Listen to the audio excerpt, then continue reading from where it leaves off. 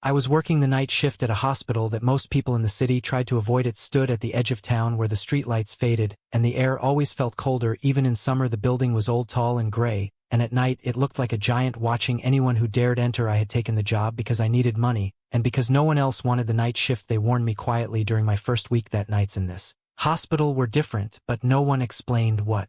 They meant. The corridors at night felt endless, the lights flickered softly, and the walls carried stains that never seemed to fade. No matter how many times they painted them, the shadows always returned. I worked as an orderly, which meant moving patients, cleaning rooms, and responding to calls when nurses were busy. After midnight the hospital became almost silent except for distant beeping machines and the low hum of ventilation. Sometimes I felt like the building itself was breathing. On my first night alone I was assigned to the old wing. The newer part of the hospital was brighter and cleaner, but the old wing was still in use for overflow patients. It had narrow hallways, low ceilings, and rooms that felt like cages. The nurses avoided it whenever they could, and they always made excuses when asked to go there. At exactly 12:30 the lights in the old wing dimmed slightly, as they always did. It was scheduled maintenance, they said, but it happened every night at the same time. I remember pushing a metal cart down the hallway, feeling the wheels shake as if the floor beneath them was uneven. I heard a faint sound then. At first I thought it was a patient calling for help, but it was softer, like someone whispering far away. I stopped and listened. The sound came from the end of the hallway near the closed operating rooms. Those rooms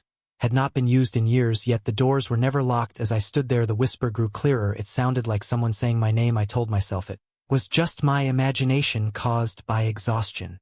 I kept walking, trying to ignore the fear crawling up my spine. When I passed one of the old operating rooms, I felt a sudden cold rush around my legs like icy water. The door beside me creaked open slowly on its own. I froze, unable to move. Inside the room the lights were off, but I could see the outline of an operating table and hanging equipment. The air smelled of iron and old chemicals. The whisper came again, louder now and closer. It was not just one voice, but many overlapping each other, speaking softly, urgently. I backed away and pulled the door shut, my hands shaking so badly I almost dropped the cart. I reported what happened to the nurse on duty. She barely looked at me and told me to focus on my work. She said the old wing had bad acoustics and that sounds traveled in strange ways at night. Her voice was calm, but her eyes avoided mine. That made me more afraid than her words could comfort. Later that night I was asked to transport a patient from the emergency room to the old wing. The patient was a man wrapped in blankets, his face pale and eyes closed. As I pushed the bed through the dark hallway, I noticed the monitors flickering strangely. The numbers changed too fast to read, then went blank for a moment. I felt the same cold air again, and the lights above us dimmed. The man suddenly opened his eyes. They were wide, filled with terror.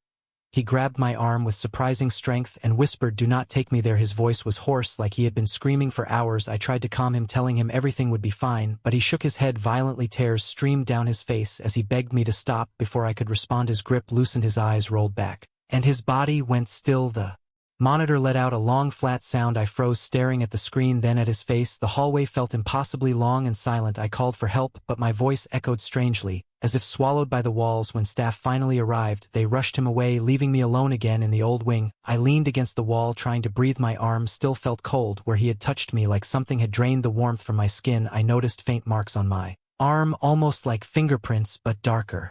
Then bruises. They faded slowly, but the chill remained. After that night, I started noticing things I could not explain: doors opening and closing on their own, wheelchairs moving slightly when no one was near, footsteps following me then stopping. When I turned around, the whispers returned every night, always just out of reach. Sometimes they sounded angry, sometimes desperate, sometimes they laughed softly. One night around 3 in the morning, I was called to clean a room where a patient had died. The room was at the far end of the old wing. I hesitated but did my job. The door felt heavier than usual. When I pushed it open, inside the bed was empty, but the sheets were tangled, as if someone had struggled violently. The lights flickered as I stepped inside. As I cleaned, I felt like I was being watched. The air grew thick, making it hard to breathe. I heard a low sound coming from the corner of the room, like someone crying softly. I turned slowly, but saw nothing. The sound continued, growing louder, more